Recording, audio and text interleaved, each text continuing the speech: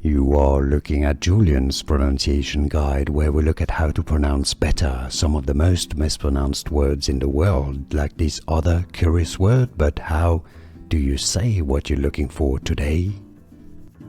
We are looking at how to pronounce these names and more confusing medical terms. Stay tuned to the channel, loads to learn here.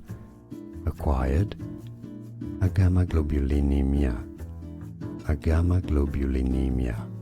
In American English, it's usually said as acquired agammaglobulinemia, agammaglobulinemia, or agammaglobulinemia. Here are more videos on how to pronounce more confusing words and names too many mispronounced. Like this video if you found it useful. I appreciate your support. I'll see you soon and thanks for watching.